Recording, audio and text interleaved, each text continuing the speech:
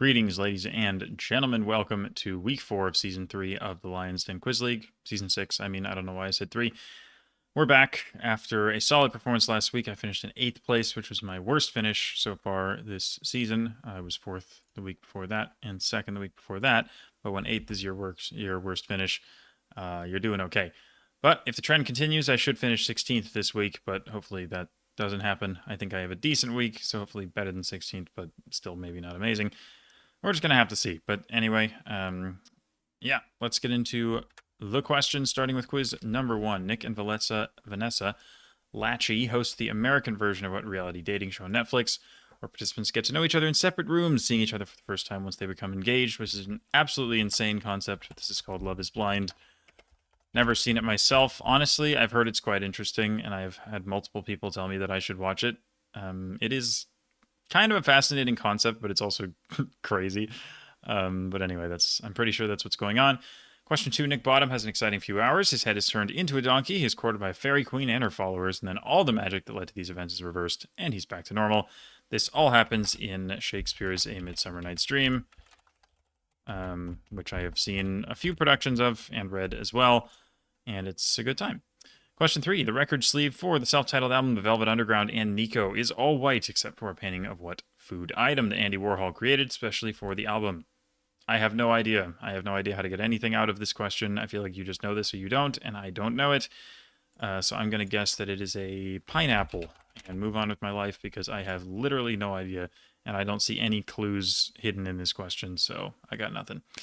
Question 4. The Dutch surgeon Nicolas Tulp is depicted showing a cadaver with its arm cut open to a group of onlookers in a painting by what artist, who also depicted Frans Koch at the front of a crowd in another of his paintings? This is, of course, Rembrandt, Rembrandt van Rijn.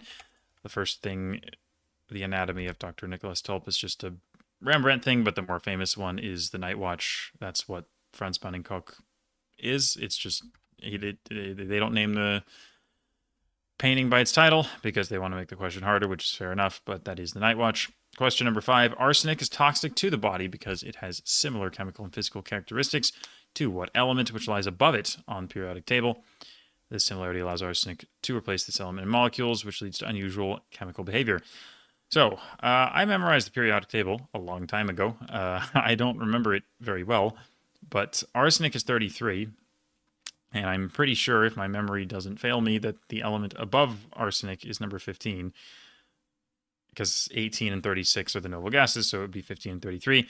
And I'm pretty sure element 15 is phosphorus. Would I have been able to tell you that arsenic is 33?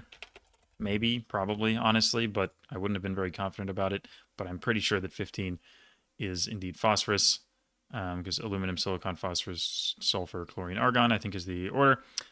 So that should be the answer here. And then finally, question 6. What band likely borrowed a quote from Mr. Richard Nixon, from a Richard Nixon interview for the title of their song No More Mr. Nice Guy? This band is named after their lead singer, a man who sings No More Pencils, No More Books, No More Teachers' Dirty Looks on another of this band's songs. I don't know. I have absolutely no idea what's going on here. I'm going to say Pink Floyd, and I know that, please don't laugh at me, I think Pink Floyd is not a person, but maybe Floyd is a person. And yeah, I mean, No More Pencils, No More Books. I don't think that's Another Brick in the Wall Part 2 because I know that song, but maybe it's Another Brick in the Wall Part 1 or something because it sounds like the same thing except with different lyrics. But, you know, we don't need no education, etc. I'm just going to say Pink Floyd. Maybe Floyd is a person, but to be honest, I have no idea. And then as for what to enhance, I think 1 and 2 are fairly easy. 4 isn't that easy, but I feel like it's what you guess anyway, so I'm probably going to go with 5 because there aren't that many clues in that question, and I don't know what's going on in 3 or 6. Rembrandt, phosphorus, Alice Cooper, a banana. Okay, so it's 4 out of 6. Banana, I was right about the fruit. That's something, I guess, but didn't have the right fruit and wasn't going to get it. And then Alice Cooper, I'll be honest, I thought that was a person. I did not know that that was a band. Couldn't have told you. So, cool. Yeah, that wasn't happening. So, 4 out of 6, pretty much my ceiling there. So, I'm fairly happy with how that went. So, let's go to quiz 2. 6 characters in search of an author. A meta-theatrical play that ends with the boy firing a gun off stage is by an author with what first name? This is an interesting connection, actually. No one is fully sure if it was him, and then no one is fully sure it was him for the healthcare CEO murder thing. But this is Luigi. Luigi Pirandello is the author, or the playwright, and Mangione, I think, is the name of the guy who's all over the news. Question 2: in The Fifth Element, what actor plays the character who says, "I am a meat popsicle"? Would not know that. His other characters include one whose catchphrase is "Yippee-ki-yay, motherfucker." I don't know who that is either. And another who is told, "I see dead people" by a child. That is Bruce Willis's character in The Sixth Sense, which I watched probably, I don't know, a few years ago. Maybe I'm not supposed to swear, but it doesn't matter. I can say it once. It doesn't matter. We're good. Not gonna get demonetized for that, as if this video is gonna make much money anyway. Anyhow, this is Bruce Willis, I think. I mean, I don't know the other ones, but all I need to know is one, which is fortunate. Number 3, Four Seasons isn't just a set of overrated violin concerti or a landscaping company. It's also a type of pizza where each season is represented by a different ingredient, such as tomatoes for summer or prosciutto for winter. Name either of the remaining ingredients. The one for spring is a kind of thistle whose edible variety is its globe type. The one for autumn is the most prominent ingredient in a typical duxelle. I think duxelle is a mushroom thing, although to be honest, I couldn't tell you what it is, but I think it's a French dish that involves mushrooms. I just genuinely don't know what it consists of other than mushrooms. But mushroom is a fairly common pizza topping. So I think it makes sense, and I don't know. I mean, I don't have a better guess. I don't know what an edible thistle would be. Thistle sounds like something you don't want to eat, but I can't think of what that would be. I've never had this kind of pizza before, clearly, but I do think duxelle is a mushroom thing, so I'm going with that. Question 4: the Third Crusade was sparked by what ruler's capture of Jerusalem? At the end of the Crusade, Richard the Lionheart ended up making peace with this sultan and founder of the Ayyubid dynasty. So I thought of a few names here. I thought of Suleiman the Magnificent, but I think he was Ottoman, not Ayyubid. That sounds wrong.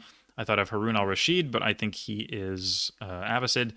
And the other name I thought of was Saladin, which could work. I think it makes sense.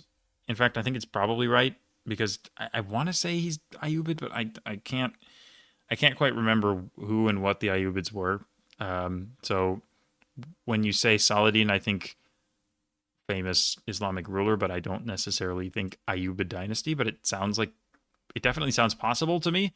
I definitely don't associate him with anything else, really, any other dynasties, so I think it works. I feel decently confident about that, but not 100% sure.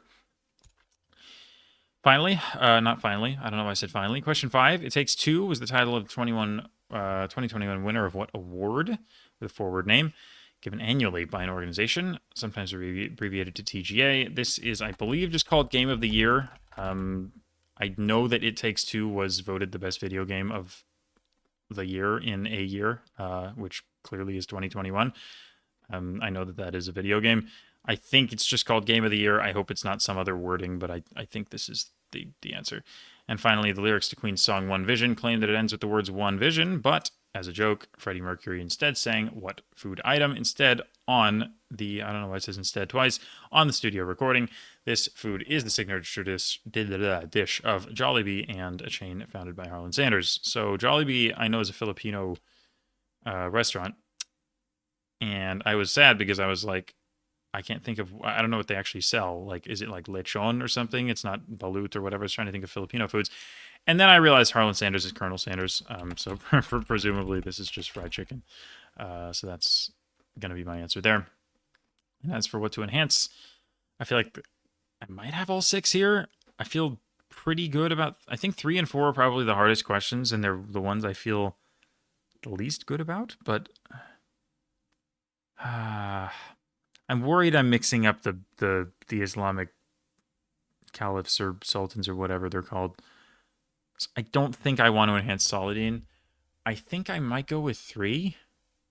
But is 3 easy? Like, do people know this? Like, is this pizza just famous? 6 is easy. 1 I think is too easy. 2 feels easy as well. 5, I don't know, but I'm also worried I have the wrong name. I'm going to enhance 3 here. I think it's the best option I've got. All right. Okay, I disagree, but sure. Dude, you gotta be kidding me with these. Okay. Fried chicken, game of the year, Saladin, artichokes and mushrooms. Beautiful. Okay, that is 6 out of 6. Let's go. I didn't feel amazing about a couple of those answers, but I felt decently confident about them all. So I'm glad that mushrooms was indeed what the Duxelles was, and then Saladin was indeed the right guy. Probably didn't enhance optimally there, but I'm sure it's close enough. I will take 6 out of 6, of course. And we head to quiz 3. The performer seen below, a finalist on AGT Season 10, has a 4-word stage name whose first word is Piff. What are the last 3 words of the stage name? They are also the last 3 words in the title of a song, whose title character enjoys playing with Jackie Paper until Jackie grows up. That is Puff the Magic Dragon, so the Magic Dragon would surely be the last 3 words of the name, because Puff the Magic Dragon lived by the sea, etc. That is where Jackie Paper comes from. So yeah. Question 2. The 5th season of the American version of Dancing with the Stars is won by athlete Helio Castroneves. I don't actually know how to say that name. I think he's Brazilian or Portuguese. He's one of 4 people to have won what other event 4 times, which is the flagship competition of, and gives its name to the competition series it is a part of. Question doesn't count, because apparently they misworded it in a way that was pretty bad. So this question is nullified, and everyone's going to get credit for it, which is cool. I'm going to say Tour de France, which I want to say he's a cyclist. If I remember, I've heard his name before, but I might be wrong. But thankfully it doesn't matter, so I'm not going to think too much about this question. Dani, a singer with what last name, served on the judging panel for seasons 1 to 6 of Australia's Got Talent. Her sister is also a singer, or maybe it's I guess Donnie could also be a guy. Is also a singer whose songs you might be unable to get out of your head. I'm sure the unable to get out of your head thing is a clue, like referencing a lyric or a title or something, but I don't know what it's referencing, so not gonna happen. I figure it's probably somebody who's Australian, so I tried to think of a female Australian singer, and I literally couldn't do it. Like, I can't even think of one.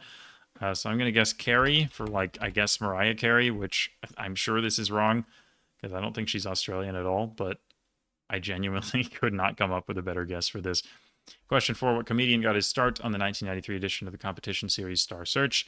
10 years later, the first season of a sketch comedy show named for this man, who was noted for its willingness to examine racial stereotypes, aired. Again, I don't know. I will guess a comedian who exists. I will go with Chris Rock. Is it right? Is it not? I don't know. Probably not, but I got nothing. Every edition of the Got Talent series of shows is an asset of Psycho Entertainment, a production company owned by one person. Now this one, I thought about this one for a bit. I was like, what's going on here? And I think hopefully I figured it out, although I don't feel great about my answer, but I think it makes sense. So I thought it could be Simon Cowell, because I know that he is one of the judges on America's Got Talent, along with Heidi Klum and Sofia Vergara and I think somebody else. But I think he's the most famous of the ones on that panel. Anyway, I was like thinking it could be him, but not sure. And then I realized Psycho kind of sounds like Simon Cowell. Like that totally could be the name of a company founded by him. It is also a bit weird, maybe, that the production company is owned by the guy who's on the show. That seems like odd, like a conflict of interest or something. But the other guesses I would have would be like Rupert Murdoch or something, or just guessing some random billionaire. And I feel like this is a more reasonable guess than that. So I'm going to say Simon Cowell. And finally, question 6. The Filipino qualifier for the 1990 Yamaha World Band Exposition was won by the band Amo, fronted by Arnel Pineda. Pineda would go on to become the frontman for what other band after the death of their lead singer? Again, no idea. I had no idea on question 3. I had no idea on question 4. And I have no idea here. I'm going to say Nirvana because Kurt Cobain notably died. I didn't know they replaced him, or maybe they didn't. I don't know. But that is a band whose lead singer died. And that's about as far as I'm going to get with this. So as for what to enhance, not number 2 because everyone's getting credit. And then it's between, I mean, 1 feels easy, but I know that it's right. And 5 is a guess. I mean, again, it makes a lot of sense that Psycho would be Simon Cowell, but I just don't know for sure. And even if it is him, it's probably fairly easy because it's like he's maybe just the person you guess. So I think I'm going to chicken out and enhance number 1. Hopefully, Puff the Magic Dragon is less known outside the U.S., which is definitely possible. But I think it's the best option because I just don't feel great about Simon Cowell actually being the answer. But we'll see. Simon Cowell. Should have gone for it. The Magic Dragon, Indy 500. Indy 500. Oh, this did not go well. Well, I'm glad I got credit for question 2. So it's 3 out of 6, technically. Dave Chappelle, he exists. I guessed the wrong comedian, but he definitely exists.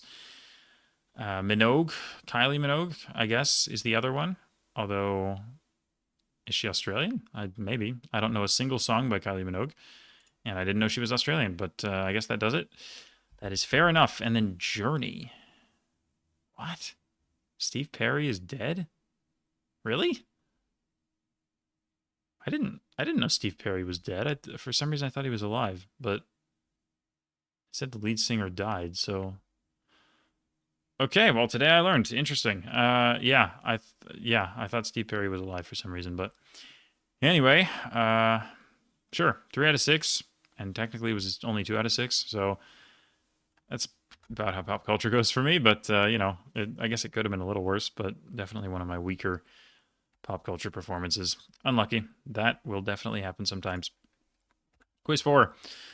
Oh my god, the nightmare quiz. Okay, so here's the thing. I have explained this to a lot of people in the past before, but I have almost no mental timeline. I don't know when things happened. Like, I have a rough sense for when a lot of things happened, but if you ask me to point out specific years, unless it's like literally when did the US become independent, or like, when did like Obama become president or something?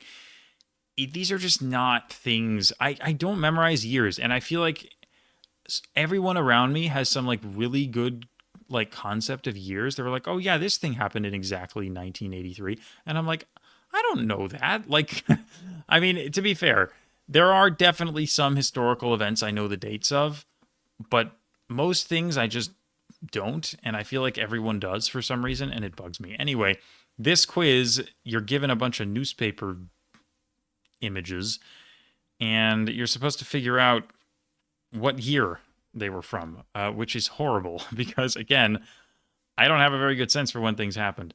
Now, number 1, in the first 3 questions, answers within 1 year of the correct year are accepted, which, by the way, thank you very much for that, because the cushion is genuinely very, very helpful. So this is World War I. I mean, Verdun, the Battle of Verdun is probably the most famous battle in World War I. So we're talking about World War I. And I know that World War I happened from 1914 to 1918, I think. That's one of the few dates that I actually do know. Now, maybe I think the safest guess for me here is just to say 1916, because it's the middle of the war, and if it's 15 or 17, it'll be taken. And it feels like 14 and 18 are almost too early and too late to be right for this, but I don't know. It's not like I have any real idea, but I think 16 is the most high probability guess that I can make here. So I will go to question 2, which is all about the split of India into India and Pakistan and East Pakistan. So again, I think this is a 60s thing, but I think that's about as far as I'm going to get with this, which is kind of a shame, but this is when India and Pakistan kind of became independent from each other. I think it's a 60s thing. And we also have Jews and Arabs battling, which is like also, I think, was a 60s, or maybe that was a 70s thing. I wish I knew like when these things became independent. I know that it happened at some point around 50 or so years ago, but it's just not. It's not something. I don't know. I don't memorize specific years of stuff. I know that things happen, but I don't know when they happen. So I'm gonna say 67, but this is a complete guess. Yeah, that's all I've got, to be honest. I want to say that the India thing was 60s, maybe late 60s, so I'm just kind of going for that. But yeah, I might be completely misguided. Number three is the death of Osama bin Laden, which, again, I don't know what year it was, but I know that it was during the Obama presidency, and I know that the Obama presidency started in '09 and ended in, I guess, 2017, but 16 effectively. So I think of this as being an early thing. Like, I feel like the bin Laden thing happened quite a while ago. And I think it was early on in Obama's presidency. So I think the best guess I can make here is 2010 because it covers '09, the first year, and then it covers 11, the third year of his presidency. And 12 seems a little too late, but it might be 2012 or 13. But I just feel like it was a bit earlier than that. So I'm going to go with 2010. And part two, answers within 2 years of the correct year will be accepted, which is even nicer. So this one, okay, here's the thing. I don't know if this is just like me trying to read tiny things on GeoGuessr, like kicking in, but they intentionally barred out US president names in red in the headlines so that you couldn't see them.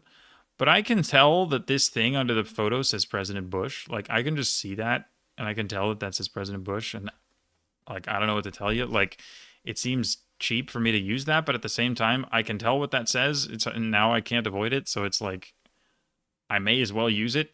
So Czechoslovakia breaking in two is a big clue. I know that I think it was '89. I want to say it was when that happened, but again, I'm not sure. But President Bush, like, we're not talking about W because W would be much later. But George H.W. Bush was only president for 4 years, I think. And I think effectively it was '89 was when he was inaugurated after Reagan. And then '92, I mean, '93, January '93 was when it would have ended. So if I say 1991, I can cover the entire presidency of George H.W. Bush, which again feels like cheating because I'm not supposed to know who was president. But you can also see him in the picture. Like, I'm pretty sure that looks like him. And also, it just says President Bush. I don't know what to tell you. So I'm going to go ahead and say 91. And I think that probably covers everything it needs to cover. Question number 5. Brezhnev offers talk in Europe in fall. And then we have some stuff about the British and some stuff about Argentina. Now, the British and Argentina and also Mrs. Thatcher, the first thing I think of when I see that is the Falklands War, which I think was early '80s. I want to say '82, but I am not sure about that. But I think it was in the '80s. And also, I can tell that this thing here says President Reagan. Like, again, I feel like it would have been a massive pain for whoever made this quiz to blur out every single reference on the pages to the presidents. But it's like, even the small words I can kind of read, and it's like, not great. Like, you can just see Washington, April 17th. President Reagan said today that, like, I can just kind of read that. So it's a bit tough. But anyway, Reagan was president all throughout the '80s, from basically '81 to '88. So I'm gonna say '83 because I think that covers the entire first 5 years of the Reagan presidency. And I think that the Falklands War was more early '80s than late '80s, but if I'm wrong about that, then tough. But also, if it was really late '80s, we'd be talking about the end of the Cold War, which is not really being talked about here. Rather, it's just Brezhnev talking. All right, finally, question 6. Hungary asks Soviet army to help put down revolts. Poles say Moscow yields. Blah, blah, blah. H-bomb tests. So this is like probably '50s kind of thing, because obviously the atomic bombs were dropped in the mid '40s, and then there were tests going on for the next, I don't know, 10 or 20 years or so. Now, again, once I sort of saw the President Bush thing without meaning to see the President Bush thing, I like also saw that it said President Eisenhower on this one. But again, to me, Eisenhower is kind of just the '50s president.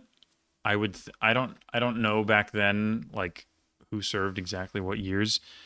I want to say that Truman was president in 45. So I want to say Truman ended in 48, 49, so Eisenhower might have been 49 to around 57 maybe would be my thought. But well, I mean, I wish I knew. I wish I knew for sure. But I'm going to say like this is again there's a bunch of like what Algerian stuff, Bonn Unity plans, Suez Canal, but none of this is giving me anything in terms of dates, but it makes sense. H-bomb tests make sense, I think, for the 50s. I am going to say that it is 1953, which covers the first half, essentially, of the 1950s, because I think Eisenhower, I think that's when he was president, but again, I could be wrong. And again, it's kind of cringe that I'm using that, but I saw the words President Eisenhower like right here, and it's like I don't know how to ignore that, so I'm not going to ignore it. I could intentionally go look for president names on the first three, but I think it's probably overkill. Like, to be fair, there's probably a president. Like, there really is, isn't there? I don't want to do it. Like, it's so cringe, but also like I don't know. Like it's right in front of me, you know. You can tell when it's red. It's like what Washington? Does it say Truman? Doesn't make any sense though. For God's sake, I'm just gonna go with what I have. I'm not gonna keep doing this because it's really not in the spirit of the quiz. So I'm already maybe bending the rules a little bit here. So I'm gonna stop doing that now. I have no idea what to enhance on this, by the way. Like, I don't feel that confident about any of them. But maybe the harder ones are the ones where you only get 1 year. But 16 is literally World War I. That seems easy. This one I don't feel confident about. So I just don't feel very good about it. And then Bin Laden feels easy because it was recent. So maybe I enhance, like, maybe 5? Like, but I'm not sure, though. Like, what if the Falklands War was late 80s? Like, it might have been. It might have been. That's the thing. I don't feel very confident about any of these. I'm sure some of them are right, but I don't know, man. Like, Czechoslovakia breaking in two, that feels so knowable. It feels like the Europeans are going to know that. I hate this, man. That feels too easy. That one I don't know. I don't want to enhance something super easy, you know? I'm going to enhance 5. I really feel like the Falklands War was like 82. I feel like it's 82. I don't know, though. I'm so bad with years. I hate this quiz. It's interesting, but it's just not the type of thing I'm good at. So I'm not saying it's a bad quiz. I'm just saying I suck at years. Which, skill issue, I guess. But let's submit this and see if it actually went okay. Let me remember what I said. 53, 83, 91, 10, 67, and 16. All right. Here we go.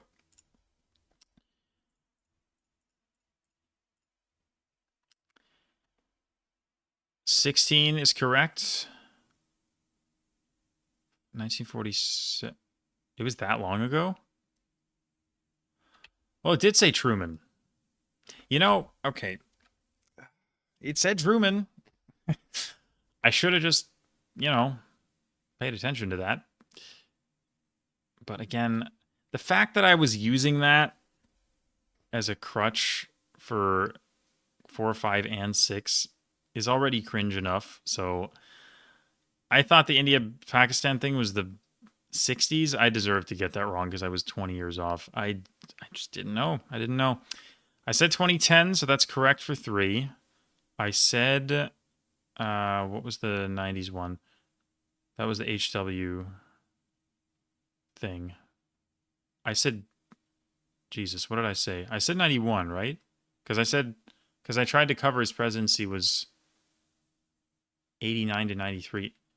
Wait, really? So it was 93? Was H.W. Bush not president for like literally 20 days in 93? I guess it was a January issue of the newspaper because, well, that was a little closer than I thought, but I think I said 91, so I should be fine there. I said, so I was right about 82. I said 83, and then I said 53, didn't I, for 6? God's sake. Okay. I think 6 is wrong. Damn it. I knew it was the 50s. I just didn't know. I didn't know more than that. Tough, man. Okay. Look, really tough quiz. I'm really not good at this, but 4 out of 6 on a year's quiz. Honestly, I will take that. Did I put the correct answer for any of them? Nope. Or no, that's not true. I got 1916 out of pure luck. I was just hedging, but whatever. It works. Just about. That was certainly an experience. All right. Can you guys hear the rain? It's really raining out there. Anyway, I guess there's some ambient noise if you can. Let's go to quiz 5. The stimulant-containing plant khat was first cultivated in Africa. In what country is chewing khat most popular outside of Africa? Their cultivation of it has contributed to famine affecting the ongoing civil war. I think, hopefully, that this is Yemen because I associate Yemen with khat because I think I had a daily subdivision write-up where I was talking about khat cultivation, or I remember looking up khat in association with Yemen, and I know that Yemen's been at war for a long time, so I think it makes sense, and it's not in Africa, but definitely might be wrong, but I think it at least makes sense. But at the end of the day, I mean, I do think this is right. I do think this is right, but I just don't. You can never be sure, can you? Question 2. Cambo, a psychedelic substance uses folk medicine by Pinoan-speaking Amazonian tribes, is isolated from the secretions of the giant leaf kind of what animal?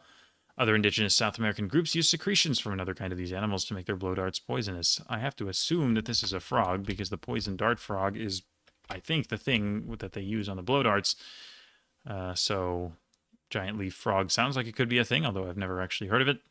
Question 3. The beer brand that was first founded in Germany's Kiacho Bay leased territory in 1903 is still active today, named after what city?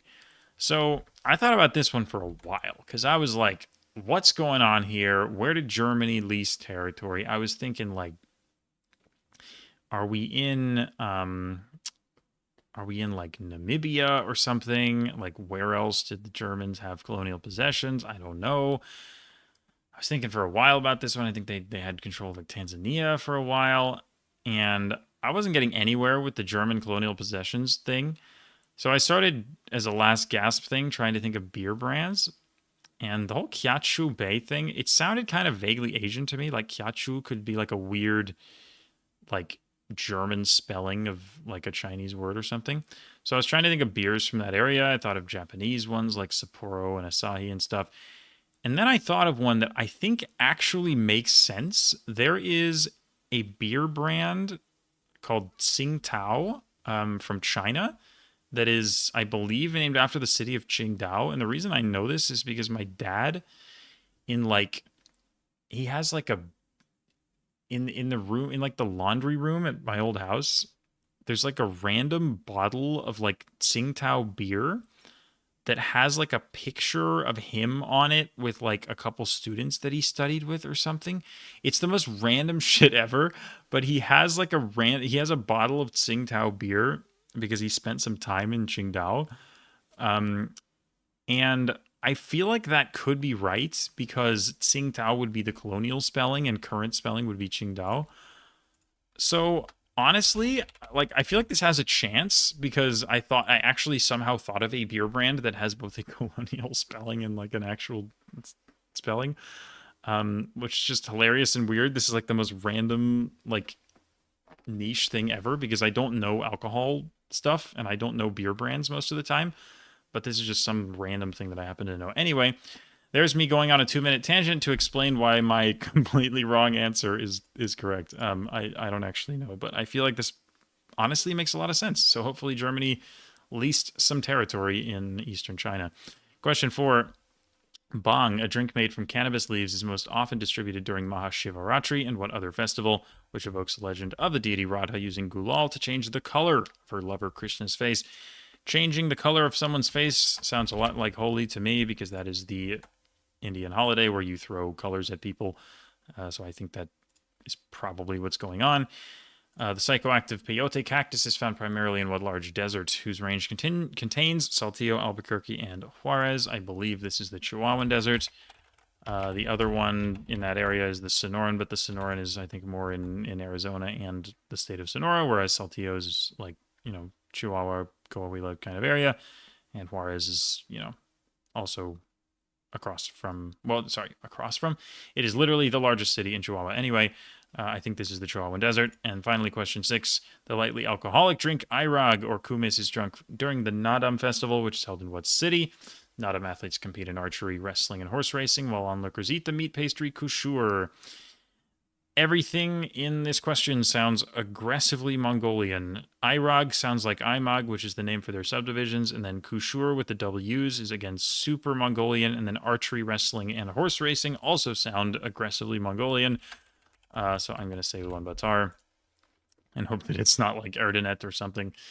And as for what to enhance, I think I'm going to enhance Yemen because I really feel like that's right, and I'm going to be really sad if it's another Khat-associated non-African country that is at war, but I just like Yemen a lot as an answer. Qingdao honestly might be right, but I don't have the confidence to money that. I just don't. I want to, but I'm not going to do it. Because, again, I have no idea if Germany was present there. I have no idea what Kiachu Bay actually is. I just know that my dad has a random bottle of beer in his laundry room. All right. Number 1, and everything here has every single thing here has a component of a bicycle on it, except maybe the top left, but even that. Okay, I'm going to go with these ones. And of course it's wrong. Why would it be right, even though I feel like it was right, but whatever. You have got to be kidding me with these. Like, why are they so often just straight up wrong? Thank you. Qingdao. Unbelievable. Let's go. Oh my god. So another 6 out of 6. I think that's my second of the day. Oh my god. Okay. I can't believe that random bottle of beer. That thing was in his room. I swear to god. I cannot remember a time when that was not there. Like, I don't know how old that beer is, but it has been sitting there and sitting there and sitting there for probably decades at this point. I don't know when it was he was in Qingdao. But shout out that bottle of beer. All right. Cool. Let's go to quiz 6. It's all about carbon. When carbon bonds with itself, it can form many different materials based on the shape and number of those bonds. 2 allotropes of carbon are graphite and graphene. Graphene was first isolated by Andrei Game and Konstantin Novoselov, who used what household item to do it? I want to say this is a magnet, but I don't know. Is a magnet a household item? I mean, I guess, right? Like, you have magnets lying around, right? I don't know if it's something more specific than that or something less specific or just completely wrong, but I want to say it's a magnet thing, like the graphene thing, like pulling off sheets of it with a magnet, but I'm not sure, honestly. I feel like I should know this, or at least should be confident about it, but I feel like it's a magnet thing, so I'm going to say magnet. Question 2, graphite is the second most common moderator in nuclear reactors as it helps maintain fission chain reactions. What compound, whose formula D2O reflects the hydrogen isotope deuterium, is the third most common moderator? It's named for being denser than water. This is heavy water. D2O is just H2O with deuterium instead of hydrogen. Question 3, unlike some other carbon allotropes, diamond is sp3 hybridized, as each carbon atom is bounded to 4 other carbons. This means that it is referred to as having what type of geometry, which gets its name from a 6-edged platonic solid. The 6-edged platonic solid in question is the tetrahedron. So this is tetrahedral geometry. Question number 4. Diamond is renowned for its hardness, coming in at the maximum of 10 on the Mohs scale. What mineral has a 1 on the Mohs scale? This is talc. I'm really glad that they didn't ask about one of the other ones because I know a couple of the other minerals on the Mohs scale, but I don't know what any of their values are. I just know that talc is 1 and diamond is 10. And thankfully that works for the purposes of this question. Question 6, carbon's C60 allotrope, which takes the form of a ball-like shape composed of hexagonal and pentagonal rings, is named after what architect who often built similar-looking geodesic domes? This is Buckminster Fuller. The things are called fullerenes or Buckminster Fullerenes, but the guy is Buckminster Fuller. And then finally, question 6, because carbon nanotubes have such high conductivity and are efficient charge separators, many researchers are investigating their potential for use in what devices, most of which today are made from crystalline silicon. NASA stopped equipping their Mars rovers with these devices, starting with Curiosity, which uses a radioisotope thermoelectric generator instead. So, my thought on this one, after a good amount of thought, was solar panels. My first thought was semiconductors, because, like, you know, silicon is a semiconductor, but I feel like it's more specific than that, because, I mean, NASA stopped equipping their Mars rovers with semiconductors. Sounds like a really weird statement. And I think I think that's not quite what they want. But if I have an image in my head of a Mars rover being like a flat like surface, right? And then like a little head that like looks around. But I think the flat surface is solar panels. Like I think that's what it's made of, the like black like flat part of the rover. But I might be wrong about that, but I think this makes sense. So I'm going to go ahead and say solar panels for this. And as for what to enhance, it's an interesting one. I think talc is reasonably well known. Heavy water is probably also reasonably well known. 1, I'm not sure about. 6, I'm not that sure about either. 3 versus 5 is interesting because I feel like tetrahedral geometry is not that well known of a thing. But the fact that they gave you six-edged platonic solid and will presumably accept tetrahedron as an answer, that worries me a bit. So I think I'm actually going to enhance Fuller instead, because I feel like he's not super well known. He's pretty well known, but like not quite to the same level. So we will see if that works. Again, there is a taxi here, but normally when I click the little ones that are barely there, it's wrong. So I'm not gonna. Yeah, there we go. Solar cells or solar panels. Nice. Tape. Interesting. Oh, that's what it is. It's tape. You can like put. Ah, damn. That makes so much sense. Dang it. Okay. So Fuller is correct. Talc is correct. Tetrahedral or tetrahedron, and then heavy water. So 5 out of 6 with solar cells, solar panels. Not bad. Not bad. I think tape, I've heard of this before for sure, and I should have known this. But for some reason, my brain got a magnet pulling up metal in it. I got that in my head, and I couldn't shake it. But tape makes a lot of sense, and is maybe more of a household item, quote unquote, than a magnet. But anyway, 5 out of 6 is fine, so I will take it. And finally, quiz number 7. 13 minutes to the deadline. We are fine. Starting with question 1, MLK wrote that injustice anywhere is a threat to justice everywhere in a famous letter while he was imprisoned in what city? I believe this is Birmingham, Alabama. Letters from Birmingham jail, or it's called something like that.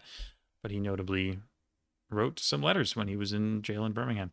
Question 2, the Cha-Cha-Cha campaign involving strikes and roadblocks was led by future President Kenneth Kaunda and campaigned for the independence of what country, which is on the southern end of the region known as the Copperbelt. So the Copperbelt is a province in Zambia containing Ndola, Kitwe, etc.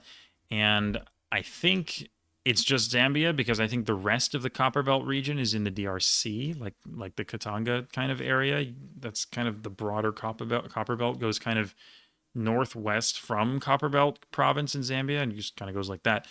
But the southern part of it would indeed be in Zambia, and if the answer is not Zambia, this is kind of evil. But I think it should be Zambia.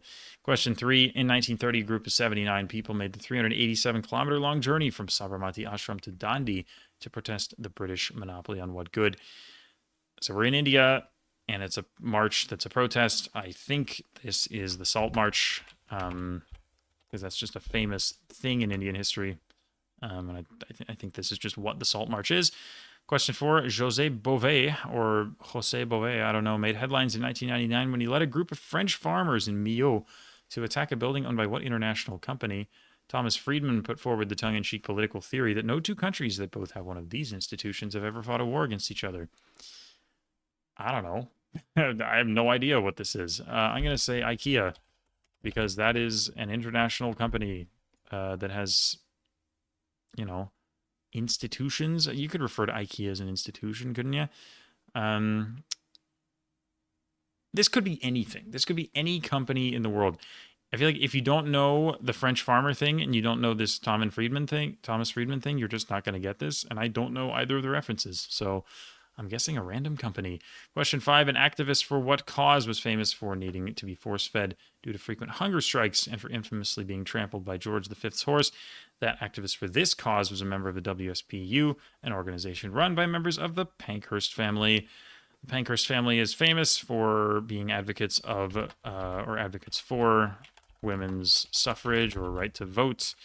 And presumably WS here stands for women's suffrage. And then finally, question 6. A series of student-led demonstrations in 1976 that was met with severe police brutality was named after the township of Soweto and sparked by the introduction of what language to the curriculum? So this is interesting because I've heard of the Soweto uprising. This is a famous thing in South African history. But I don't know for sure about what the language is, although, again, if the upper, I mean, Soweto is Johannesburg. So, like, it's not going to be an African language. It's not going to be like Zulu or Xhosa or something because those are, I mean, look, those are the native languages of the area. So I don't know why there would be student-led demonstrations against that. That were met by police brutality by, the apartheid government. Presumably, we're talking about either English or Afrikaans because Afrikaans is like, the colonial language. It's the language I associate with, white South Africans, but it could also just be English. But then again, like, I feel like English has probably been kind of a default language in South Africa for longer than that, but I might be wrong. But I feel like Afrikaans is maybe better because, like, I associate Afrikaans, like, today with, like, the Western Cape and the areas, like, further west in South Africa are where it's more spoken and I think where the white population is larger. But it makes sense. I mean, I don't associate Afrikaans with the Johannesburg area, so it makes sense that maybe they resisted the introduction of the language in that part of the country. And, again, I think of Afrikaans as being basically the colonial language of South Africa. So I think it's probably the best answer, but I'm going to be sad when it ends up being English. Anyway, not sure, but Afrikaans is going to be my answer. And then finally, what to enhance? Well, Birmingham feels easy, although, I mean, it's probably easy for Americans, but I don't know. Like, maybe it's not that easy. People could say Montgomery or something else. I mean, people not from the US might not know that. Saltmarsh feels knowable. 4 is wrong. 5 feels knowable. 6 also knowable and also possibly wrong. And then I just really don't like the idea of enhancing geography questions. Even if this isn't that easy, I think I would prefer to enhance number 1. So I'm going to go with number 1. Don't know if that is a good decision or not, but we will see. Why are they disappearing and reappearing? Okay, Afrikaans, women's suffrage, McDonald's? Okay, fine. Birmingham, it's 5 out of 6. I'll take it. I mean, McDonald's. How have no two countries with McDonald's fought each other? Doesn't like every country have a McDonald's? How is that even possible? What? How does that make sense? Okay, whatever, man. I swear McDonald's is everywhere, but I don't know how that war thing works, but what the heck, man. Or maybe that's the point. Maybe it's just a joke. I don't know. But okay, look, 5 out of 6. We take those. It's a solid performance and a solid week. I think the pop culture quiz was quite bad. Otherwise, honestly, I think I did okay. I got 4 out of 6 on the years thing, which again, given how bad I am with years, that definitely could have been worse. And again, I think the carbon one was good. I got 6 out of 6 on, I think, a couple of quizzes. So I think it was pretty good.